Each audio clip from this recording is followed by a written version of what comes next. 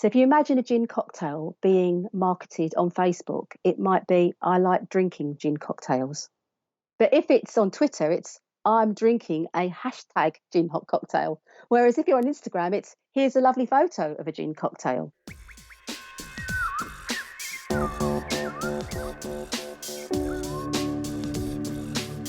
My name's Peter Sumpton, and this is the Marketing Study Lab podcast.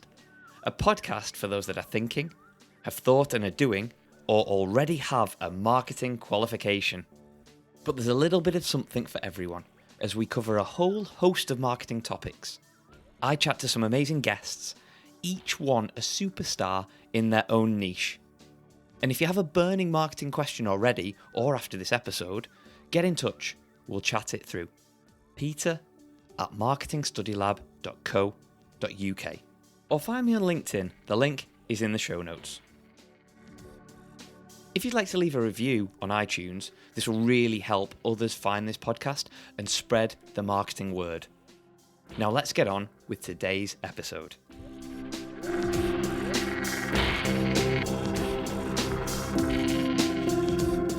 How competitive are you?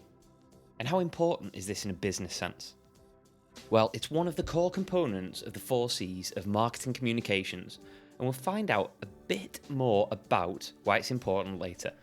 But first, let's meet our guest this week, Ella Orr. She's now a freelance social media manager after previously spending a whole career in teaching. So sit down, shut up, and listen. Ella started knowing literally nothing about social, and now she creates bespoke social media strategies and delivers training on all the platforms you'd expect to small businesses, local organisations and charities. What a journey. Can't wait to hear a bit more about that journey. But first, I wanted to know, Ella, were you ever told off in school? And what was it for? I was a bit of a moaner, I think. I was a bit of a moaning Minnie, as my cookery teacher used to call me. She was absolutely lovely. I mean, she was one of those teachers who, I mean, even after many decades, I still remember her so well. But my moaning was so much that she even wrote it in my school report that I needed to get on with doing what was going on in the lesson and spend less time moaning. So yes, being a moaning Minnie is something that I still remember. Brilliant. Okay, on to more important things. What's the story that's brought you to this stage of your career as freelance social media manager and owner of Much More Social? I used to be a teacher, and I'm happy to say that I used to be a teacher because it was a wonderful career to be in. But I did that for sort of best part of 30 years, and then I just kind of, I suppose, fell out of love with it a little bit, and I thought, I really want to do something that I'm passionate about. I know I shouldn't be saying this to you really, because I know that obviously you're from the education perspective, but I just think it's about the fact that, it's lovely to be able to do something that you really, really feel passionate about and earn a living from it. And, and I knew I'd come to the stage where I wanted to sort of do that, but also I wanted to obviously make use of all those fantastic skills that I've got as a teacher, of which there are so many. But it was really hard to sort of try and think, well, what else can I do apart from teaching? And I thought, I like going on social media. I like writing. I thought, I wonder if we can retrain to do something with those, elements. Anyway, I found a course. I got accepted onto the course despite having absolutely no marketing background whatsoever. And I also thought that my age was going to be an issue. Because it's this kind of idea that sort of everyone's in marketing sort of young and trendy. Are you saying you're not young and trendy? Oh well, I'll leave that to people's judgment. But excellent. But yeah, but anyway, I got onto the course, I passed it, and I then spent a while applying for jobs. I think sort of part of my lack of experience and my lack of knowledge about sort of marketing, PR, communications probably didn't reflect as well with prospective employers in comparison to, say, other possible applicants. So I got a little bit down about that, but I then actually managed to get some voluntary roles working as a social media manager. One of those voluntary roles has now turned into paid work. Cool.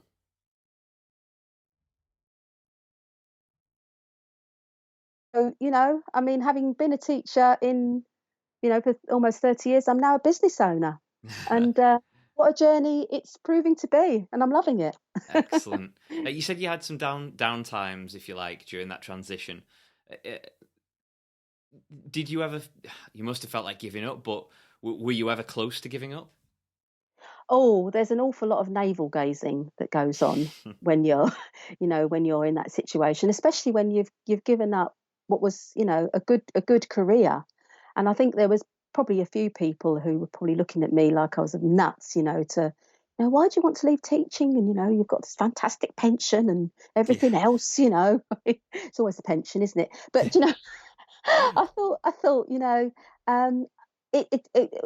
what it's proved to me is that there's so much more to me than just being a teacher. And I think I've had to sort of really dig deep to do a bit of navel gazing and look at myself really and think, what do I feel my what are my strengths? How can I really utilize those? Where are the areas that I need to work on? And I'm actually really enjoying working on those areas. Mm-hmm. And it's also made me talk to people. It's Mm-hmm. made me go find the answers. Seek the help out, which is why I became very active on LinkedIn, and Mm-hmm. I am still really active on LinkedIn because I get a lot of my support and help from there. So yeah, there was a little bit of kind of, oh, I don't know if I've got it in me to do this, but I think that's probably part of being a business owner as well. I think that kind of limiting belief that I don't know if I'm going to make enough money doing this or if I'm really cut out for this. I think that's a question that an awful lot of people ask when they set up business on their own. Yeah, absolutely. So, in terms of your business, can you explain what a freelance social media manager actually does? Well, the first thing that I want to say about this is that I'm actually very flexible about how I work with my clients. Okay. Now, I know there's a lot of social media agencies out there, and there's a lot of people offering social media management, and they'll do it in their own way, which suits their what their goals are, and I respect those fully. I respect those people fully, and I respect those agencies fully. But I think the thing about me being freelance means that I'm very prepared to work flexibly and create bespoke packages for my clients to meet their needs, And Yeah. I think the thing about being a business owner again is that like I think people sort of think, oh God, I need help with my social media, or I don't really know what it's about, or I'm putting time into it and I'm not.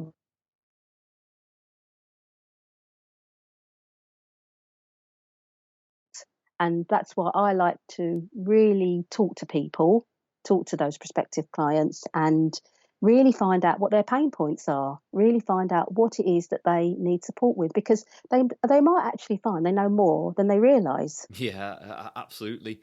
Uh, Speaking of knowledge, how can smaller businesses succeed on the social platforms that you help them succeed on? What do you do for them?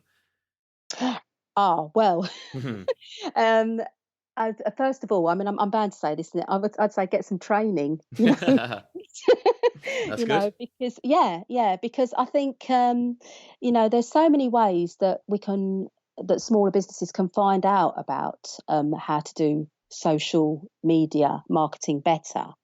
But there's so much stuff out there on the internet, and a lot of it may not be necessarily that relevant.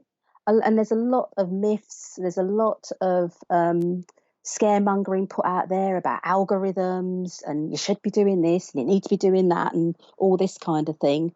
But I think the thing is that if you actually go to a reliable source, i.e., look at some of the articles maybe that are put out like Buffer or Hootsuite, or you go to Social Media Today, those kind of big, sort of social media businesses. then they can provide, sort of like useful, more sort of direct, up to date information. So that could be your first sort of like port of call. Mm-hmm. But of course, I would obviously say, come on some training with somebody like me, because I offer training in social media marketing. And what I would say to those small businesses, as someone training them, is, look at your strategy first, because there's an awful lot of random posting from Mm-hmm. businesses on the platforms. And I think this is where the kind of say the disillusionment comes in with social media. It's like, oh, well, I'm posting, but I'm not getting any results. But I think having a strategy, knowing who your target audience is, and that can get right down to the details of, you know, who, what do your audience like? What do they like to eat? Where do they go on holiday? What sort of TV programs do they watch? Where do they live?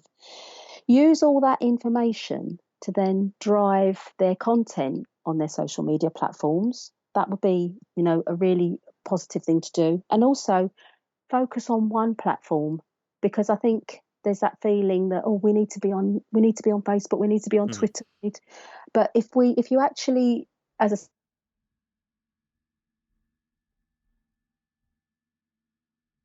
scale that platform, really try and understand how it works, what kind of content works on there, test, measure, review, those old, Mm-hmm. those familiar words that we use in marketing, then I think that's a really good place for small businesses to start. Excellent. You mentioned that there are a lot of platforms and that you should focus on one and get that right, really nail it, and then potentially move on to others if it's beneficial for your target market. When we do that, do we have different ways of communicating when we're on these different platforms? So what I mean by that is we might be saying the same types of things and looking for the same outcome, but does the way we write it change per platform? Yes, definitely, Okay. definitely. And again, I think one of the difficulties that business owners find is making that tone of voice different on each of the different platforms, even though the message may be the same. One of the analogies that I love is, and it's used by lots of social media managers, is that there may be something like, for example, a gin cocktail. So if you imagine a gin cocktail being marketed on Facebook, it might be, I like drinking gin cocktails. But if it's on Twitter, it's, I'm drinking a hashtag gin hot cocktail. Whereas if you're on Instagram, it's, here's a lovely photo of a gin cocktail. So the message is the same, but you've got to think about the audiences that are going to be on those different platforms and how you're going to really nail the way that message is conveyed on each of the platforms. Interesting. I like the way you use gin as well as the example Oh, there. it's a bit early in the day, but it is Don't Friday. tell people that. They'll be listening at all times, 9 o'clock in the morning, 7 o'clock in the morning. It's fine. I'm not trying to encourage any illicit drinking of any type, Peter. Yeah, we don't advocate that. No, no.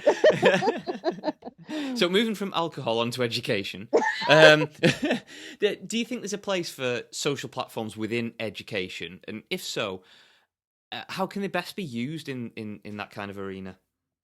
I think there certainly is a place for social platforms. I mean, I say 2 years ago, 2.5 years ago, if you'd asked me about, oh, what's the place of education in terms of social media, I would have said, I don't know what you're talking about. But I mean, social media, it, despite all its pitfalls, is a wonderful way of connecting with people. And I mean, and in education, it's really, really helpful to, you know connect with people who are maybe have got the same concerns as you, who are having the same issues.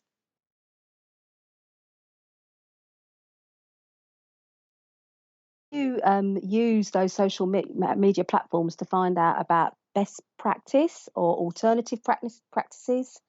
You can use them, say, to communicate with other like-minded people who are in your, who are maybe studying the same thing as you. You can Mhm. network on them. And you can also obviously talk to people who are at different levels of learning to you. So they may be starting off, or they may be further on the education journey, and they'll be saying to you, well, look out for this, look out for that, or this will come in useful for you later on. I mean, that's what I certainly found as somebody who was educated about social media, through the actual social media platforms. I think as well, there's also things like Facebook groups, and obviously groups that are on the other platforms as well. It's that they can be useful. It's probably I'd be mindful about them, because obviously you can get some of these social media groups which become sort of inundated with people, and then you find that your voice can get lost. But I think there is certainly a place for being in an open group, or even a closed group, obviously. And I mean, I know that you run a Facebook group, Peter, so I know that you would advocate this, wouldn't you, as probably being a way where you can share ideas and learn from each other and encourage each other. Yeah, absolutely. For anyone listening, just type in Marketing Study Lab and it will come up in Facebook. There you Yeah. go. Self-promotion, always good. Yeah. Well, But you're in marketing. I wouldn't expect anything less. absolutely. But I think you bang right. We all use social in some way, shape, or form, or 90% of us do. And it's how we utilize these platforms rather than what they provide us. And Exactly. I'm a strong advocate of, you are what your feed says you are. If you want it to be full of crap, it will be full of crap. Yeah. Yeah, Simple as that. exactly. Yeah, that's it. That's it. And and if you're somebody who's on it because you want to learn, or you want to show that you've got something positive or profound to say, then use your feed for that rather than posting crap. Yep, absolutely bang on. I just want to move on to your career, actually, or your transition, because you changed, like you said, from an educator or within education to social media management. And that came, again, as you eloquently put it, with some very steep learning curves. And I kind of link this similar to when you start a new course or a qualification, if you like. So what tips do you have for listeners that are about to start learning a new topic? For example, plucking one out of the air, marketing.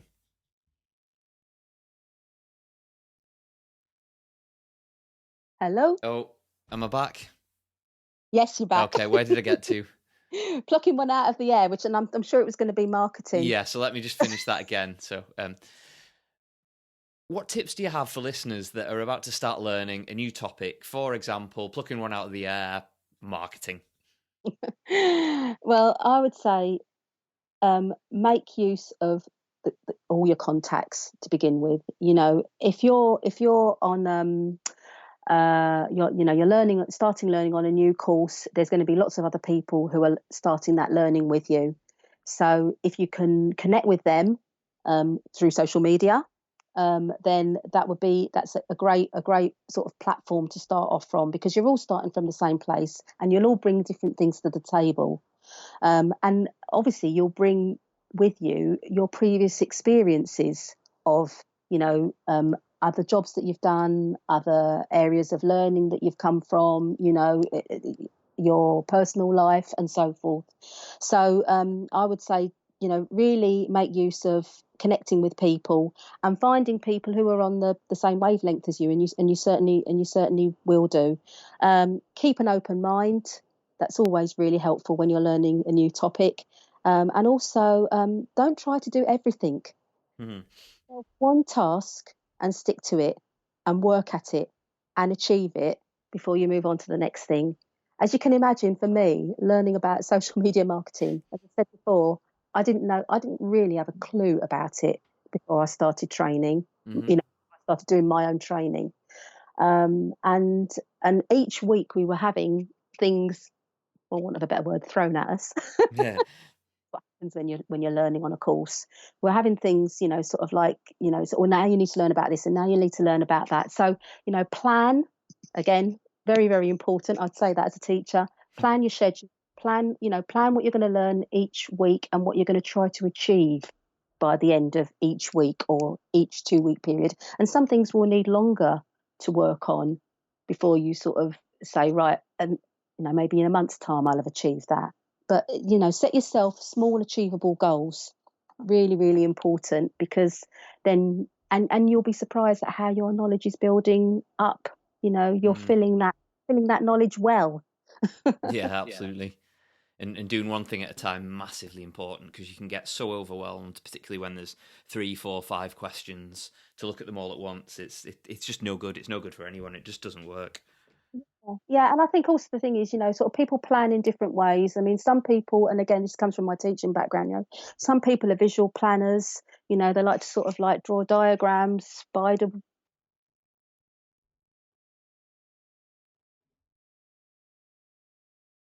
still do it with pen and paper. Some people want to use some kind of app to do it. Some people will want to sort of record what they need to do. So they'll put it on a voice recorder of some sorts to remind themselves. Some people will put it on a calendar, but plan it out for the way that suits you. That's bang on advice. Happy days. Just going back to a previous article that you wrote, you mentioned that students should adopt the STAR treatment: situation, task, action, and result, once out of education. Can you explain what the hell this is and why it's valuable? Well, the reason that I wrote this article, it was at the beginning of my sort of journey as a social media manager, because I just finished my training, and obviously I needed to find work, and I think it's I was I was sort of stuck between the devil and the deep blue sea, really, because I thought, I've got all these fantastic new skills as a social media manager. I've also got all these fantastic skills as a teacher, but I need to sort of find I've got to make myself employable. And the whole idea about the STAR idea is that, as you say, it's about those transferable skills, using those skills from my teaching career, as it were, and how I could use those to sell myself as a social media manager. So the STAR bit is situation.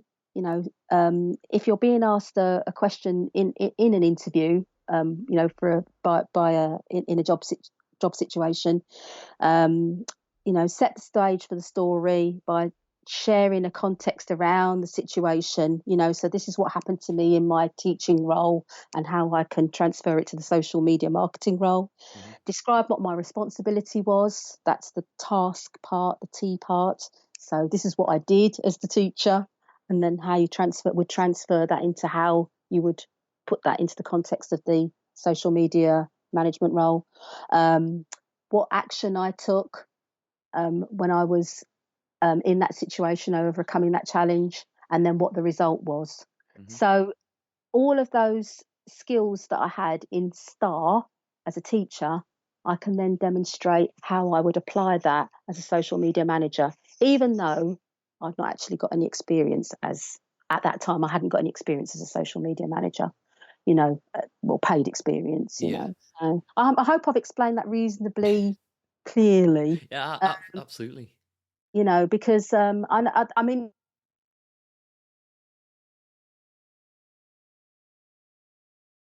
STAR in terms of interview technique. And it's all about so many people are changing their jobs now. We're no longer in this situation where it's a job for life, and so we're gonna pick up all of these transferable skills from every job that we're in. Mm-hmm. And we need to be able to show prospective employers that what we've done in the past is going to add value to the role that you're applying for now. Yeah, definitely. Couldn't agree more, and I like just the simplicity of it. It's a way that you can structure almost any question, answer to a question that's thrown at you in just a simple 4-step formula. Really cool. Yeah. So being a teacher, you'll be ready for this part. Are you ready for some quick fire questions? Oh, go on. I want top marks here. Name one must-read business book. Oh, goodness me, I'm going to fall at the first hurdle. No, I have to admit, I'm reading at the moment Chris Ducker, The Rise of the Youpreneur. which Okay. is very, very handy for me because, I never thought of myself as being a business owner. I'd never thought about myself being an entrepreneur. And this book is really fantastic for just sort of setting you on the course to believing that, you can do it. You can run your own business and you can be a successful business owner who will make money. So I'm enjoying reading that at the moment, but I must admit I sort of tend to sort of focus more on reading blog posts and articles. Yeah, sure. I'm learning a lot from those, and there are so many fantastic sources out there. So again, sort of, I'd say to your listeners, say to your learners, say to listeners, sort of, find the reading material that suits you, because not everybody, you know, is feels happy about reading a book, gets that much out of it. But Yeah, there's other completely sources that agree. you can read. Yeah. What was the last thing you Googled? My daughter is going on a camping trip for a week from tomorrow. Yippee! So no. But anyway, we had to. I was googling buying her a self-inflating camping mat. Oh, lovely. The things people search for. Oh, I know. What is your most used app at the moment? Oh well, I'm afraid it's got to be the old social media platforms. Yeah, of course. Be I'm mad. always on LinkedIn, always on LinkedIn, and I'm actually a bit of a fan of Instagram. Okay, Yeah. So so yeah, those are my most used ones. that's really That cool. sounds what an admission. But you're gonna have to. Come on, it's Yeah, it's work. it's part of your work.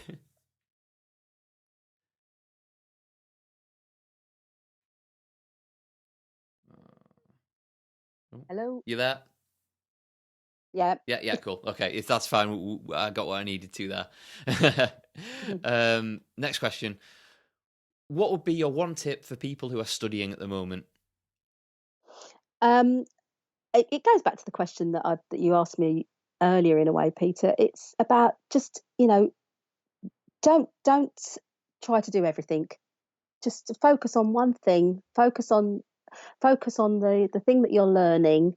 It could be something that you find. I'd say focus on the easiest thing that you're learning. Do the easy bits first, so that you get those out of the way and done and dusted. And then if you've got that hard question or that hard area of learning that you're trying to tackle, you can just keep chipping away at that, really, like a big block of ice. Cool, like it. Final question. What's the one thing you wish you hadn't changed? Oh god, this is the another social media manager's bugbear. I've just changed over to an iPhone from an Android. Okay. Need I say more? I'm Oh, I'm on a steep learning curve, learning about how why to did you use an do that? iPhone. Well, I'm always out for trying something a bit different, and I keep being. Do you know? I would. I want to do a poll to find out how many social media managers are using iPhones and how many using of them are using Android. Okay, so I, which did you move from? Sorry. I was on Android. Right, I was going to say you didn't do the other way Oh around. no, Whoa. no, I was on Android and I Whew. moved over to an iPhone. But it's funny how I just didn't realise about how what a difference there was going to be. But I keep being assured by everybody to stick with it. Stick with it. Yeah, defo. It'll get easier, and then you'll be like, "Why was I worried?" Without a doubt, you've got to stay with the iPhone. Okay, I'll take that from you. uh, Ella, if people want to find out more about Much More Social or get in touch with you, where should they go? Well, please go to my LinkedIn page. As I say, I hang around on there an awful lot of the time. I'm there every day. If people want to contact me, it's Ella Orr, social media manager, LinkedIn. I'm also on Instagram, Ella Orr Much More Social. I'm on Facebook, Ella Orr Much More Social, and I'm also on Twitter as well. But please, I would love to connect with people, and I'm always happy to sort of have direct messages from people and have a chat to them if they want to speak to me about a bit more about the wonders of social media marketing. Brilliant, Ella. It's been fantastic chatting to you today. Thank you so much for joining us. Thank you so much, Peter, for the opportunity.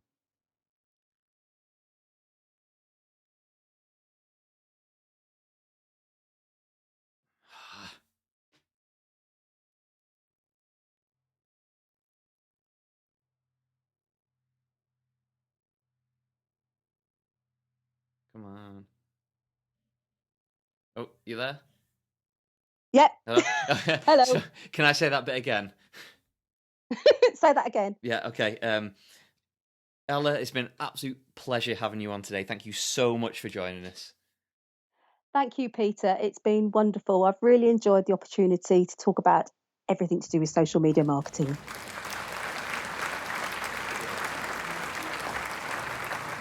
Thanks once again, Ella, for joining us on the Marketing Study Lab podcast. Just want to hit on a couple of takeaways that I got from that fantastic chat with Ella. So like Ella, whatever you are wanting to do, just freaking start. You'll be amazed how far you can get in next to no time. Just imagine Ella knew nothing about social, and now she teaches and implements plans to businesses. If it's your studies, a marketing plan, or even learning a new skill like Ella, just freaking start. Please, do it for yourself, and for me, and Ella, and your family, and your friends. Just do it. The second takeaway was Ella's top 5 tips for small businesses when starting out on a social journey. Number 1 is learn from the best, such as Buffer or Hootsuite. They know what they're doing, and there's loads of free stuff online to help you get started. Number 2 is training. Get to it, learn and implement. Number 3, have a strategic approach. Like everything you do, you need to know why, for who and what. It's the same here. 4, focus on one platform at a time, unless it can get really confusing. And finally 5, test, measure and review. Simple. And the final takeaway is to keep an open mind. Don't dismiss anything until you've tried it at least once, whatever that means.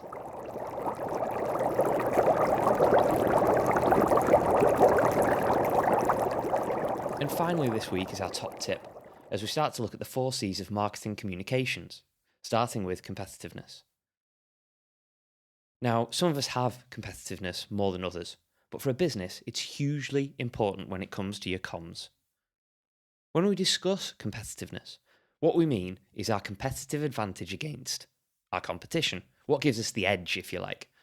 And whatever this is, it should be consistent throughout all the comms. I feel like I'm saying comms a lot. Is there another word for communications that I can use? Channels, maybe? Anyway, off topic, get back to it. This doesn't mean you have to be aggressive in your approach, far from it. You just have to be different enough to stand out and be relevant to your target market. This could be using the quality of a product or service, a certain pricing structure or model, or even utilizing differentiation and challenging the mold. Think how Uber, Apple, or McDonald's use their communications to highlight why they are different.